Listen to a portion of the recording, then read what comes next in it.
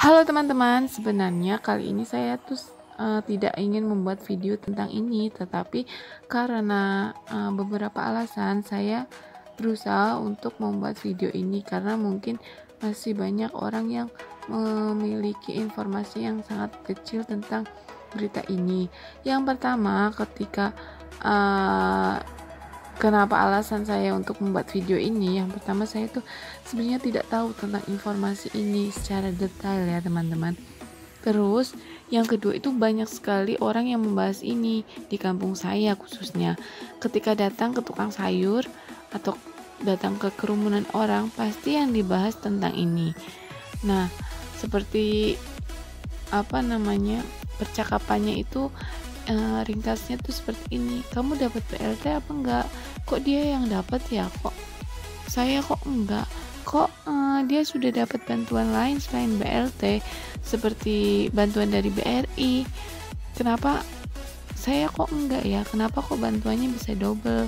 Terus juga dia satu rumah tapi dua kakak, kok bisa dapat dua-duanya ya? Gimana ya caranya gitu?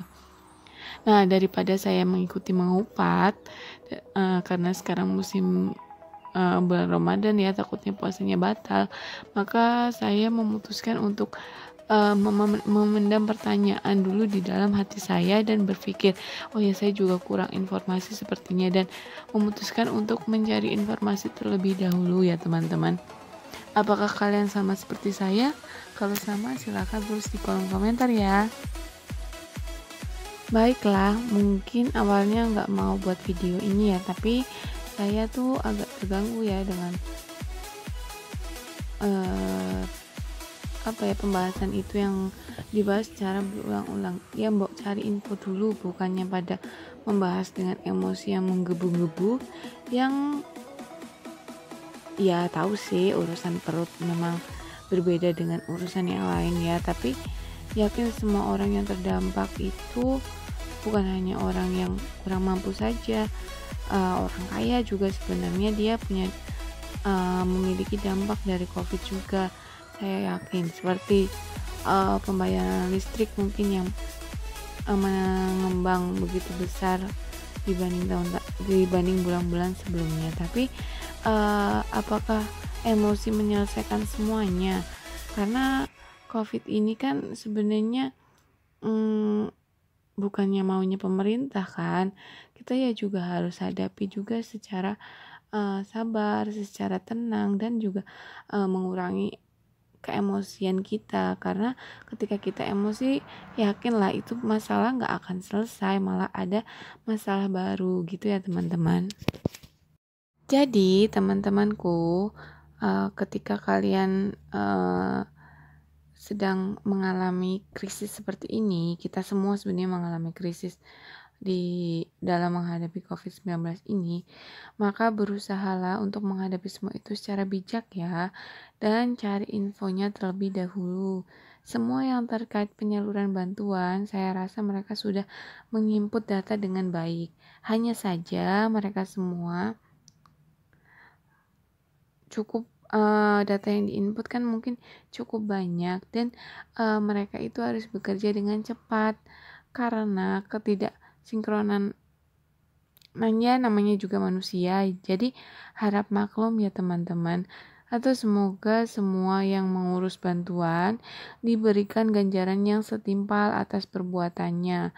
Jadi kita malah harus mendoakan mereka karena mereka juga sudah melakukan perbuatan maksimal untuk membantu kita. Semoga saja ya, dan dapat dibalas oleh Allah dengan imbalan yang setimpal sesuai dengan apa yang mereka kerjakan. Amin ya robbal alamin. Bantuan yang diberikan oleh pemerintah diantaranya itu ada PKH, kartu sembako, kartu prakerja, dan pembebasan tarif listrik 450 volt ampere dan diskon tarif listrik 900 volt ampere. Nah, bantuan tambahan yang baru saja dirilis oleh Pak Jokowi ya, diantaranya bantuan sosial sembako untuk DKI Jakarta. Kisaran besarannya itu 600.000 selama 3 bulan.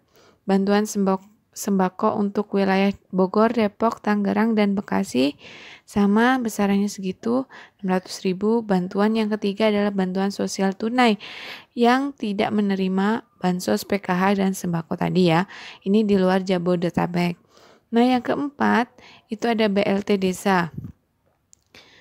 Nah, ini BLT Desa ini kemarin di desa saya baru saja dibagikan ya, teman-teman. Bagaimana di tempat teman-teman, apakah sudah dibagikan BLT Desanya? Kalau sudah, silahkan tulis di kolom komentar. Kalau belum juga boleh ya, tulis di kolom komentar. Nah, yang kelima itu memperkuat program padat karya tunai dengan kementerian-kementerian, diantaranya Kementerian Desa, Kementerian PUPR, Kementerian Pertanian, Kementerian Kelautan dan Perikanan, Kementerian Perhubungan. Nah, nanti beberapa kementerian itu akan membuat suatu program padat karya dan ketika kita mengikutnya kita akan mendapatkan insentif. Nah, yang keenam itu juga Polri mengadakan program keselamatan. Nah, program ini tuh seperti kayak program kartu prakerja ya. Jadi di dalam program keselamatan ini Polri mengkombinasi antara bantuan sosial plus ada pelatihannya. Nah, selama 3 bulan besaran insentifnya sebesar 600.000 teman-teman. Nah, buat teman-teman silahkan mohon keaktifannya untuk selalu mencari informasi, karena pemerintah sudah memfasilitasi dan kita sebagai masyarakat kita harus aktif untuk mencari informasi ya, informasi selengkapnya sehingga kita dapat mendapatkan insentif ya yang diberikan pemerintah kepada yang ditujukan kepada masyarakat yang terdampak COVID-19. Menyikapi kemarin mungkin ya yang di daerah saya itu yang sedang in-innya itu bantuan langsung tunai ya.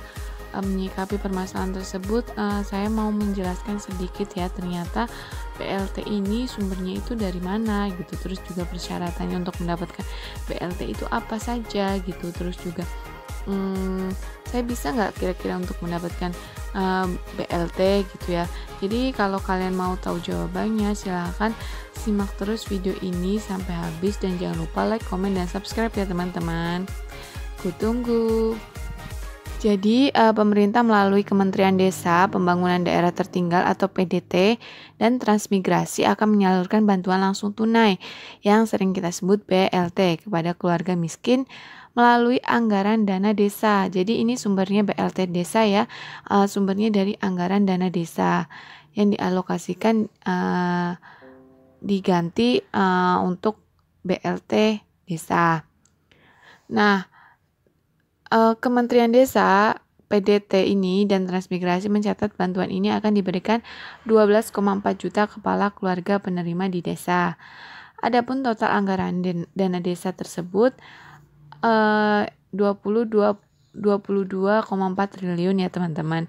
Bantuan ini merupakan upaya pemerintah dalam meminimalisir dampak pandemi COVID-19 di desa. Masa penyaluran BLT dana desa ini akan dilaksanakan selama 3 bulan, terhitung sejak April 2020. Nah, besaran insentif yang diberikan adalah sebesar 600.000 per keluarga. Kebijakan ini sesuai dengan Peraturan Menteri Desa, PDT, dan Transmigrasi Permen Desa Nomor 6 Tahun 2020, di mana Permen Desa tersebut merupakan revisi dari Permen Desa Nomor 11 Tahun 2020 tentang prioritas penggunaan dana desa tahun 2020.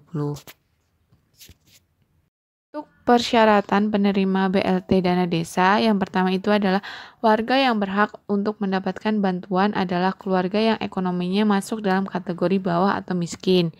Yang kedua, kehilangan mata pencarian akibat COVID-19. Nah, yang ketiga itu belum terdata, baik dari PKH, semua bantuan belum terdata. Jadi bisa kalian mendapatkan BLT ini. Nah, yang keempat mempunyai anggota keluarga yang rentan sakit atau sakitnya itu udah kronis.